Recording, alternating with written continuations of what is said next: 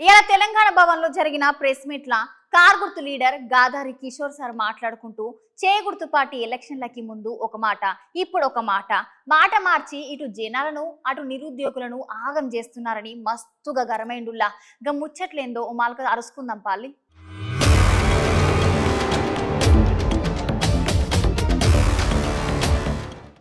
అవునోళ్ళ ఇవాళ గాదర్ కిషోర్ సారా మజాక్ అన్నట్టు మాట్లాడిండు. సార్ మాట్లాడుకుంటూ మార్పు మార్పు అనుకుంటే ఒక 6 నెలలనే ఇటు జనాలను అటు రైతన్నలను ఇంకో పక్క నిరుద్యోగులను ఆగం చేస్తున్నారని మాట్లాడిండు. ప్రతిదాన్ని కాంట్రవర్సీ చేసి మనకు ఊసి ఇట్లాంటడా అట్లాంటడా అని చెప్పేసి ఈ అబద్ధాల ప్రచారం చేసే పని మీద ఉన్నారు తప్ప అరే నిజమే కదా మరి 5 నెలలకెళ్ళి ఉన్నటువంటి ప్రభుత్వం ఏం చేయలేకపోతుందని చెప్పేసి మరి ప్రశ్నించే గొంతుగా ప్రశ్నించాలి కదా. ఆయన టీవీలో ఆయన ఛానల్ ఏదో పెట్టుకున్న దాంట్లో మరి ఇప్పటివరకు ఒకసారి కూడా ఎందుకు ప్రశ్నించలే?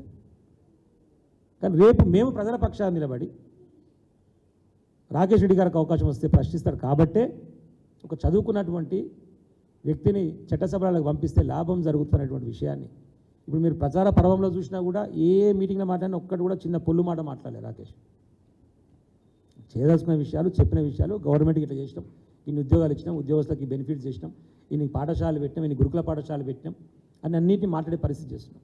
ఎంత తెలివి తక్కువతనంగా ఉంటారంటే వీళ్ళు. గురుకుల పాఠశాలలో కూడా మనం వేసినటువంటి నోటిఫికేషన్లు భర్తీ చేస్తే ఆ భర్తీ చేసినటువంటి ప్రక్రియలో కూడా ఇప్పటి వరకు కూడా వాళ్ళకి అపాయింట్మెంట్ ఇవ్వలేదు. మనమే భర్తీ చేసిపోయినాం. 5 నెలలకి వాళ్ళకి అపాయింట్మెంట్. దాంట్లో ఇంకొక విషయం ఏంటంటే ఎప్పుడైనా సరే ఒక రిక్రూట్మెంట్ జరిగినప్పుడు పెద్ద ఉద్యోగాల నుంచి కిందికి వస్తారు. అంటే ఎగ్జాంపుల్ డిఎల్ నింపి జేఎల్ నింపి తర్వాత టీచర్స్కి వస్తారు. ఎందుకు? ఈ అన్ని ఉద్యోగాలకు అందరూ ఎలిజిబిలిటీ ఉంటుంది. అన్ని ఉద్యోగాలు రాస్తారు ఎవరైనా సరే, ఏ ఉద్యోగం వస్తుందో తెలియదు కాబట్టి. ఇప్పుడు ఏమైపోయింది?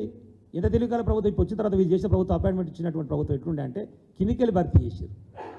కిందికెళ్ళి భర్తీ చేస్తే అయితే ఫస్ట్ టీచర్ కొలువు చేశారు, తర్వాత జేఎల్ చేశారు, మళ్ళీ డిఎల్ చేసేసరికి కింది కొలువు అయినాక మళ్ళీ డిఎల్ వచ్చింది.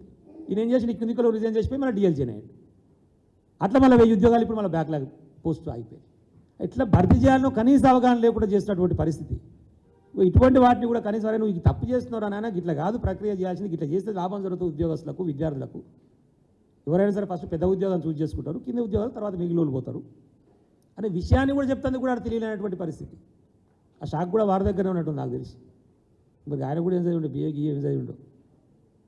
ఆ చదువు వస్తుందో రాదో, ఆ తెలివి ఉన్నదో లేదో, తెలియకపోతే కనీసం తెలుసుకున్నటువంటి అధికారులను కూర్చోబెట్టుకొని చెప్పుకుందామా అంటే వాళ్ళ అహంకారం అంతా నాకే తెలిసిన ఒక తలపొగరు. ఎవరినైనా ఏదైనా ఇష్టం వచ్చినట్టు మాట్లాడు.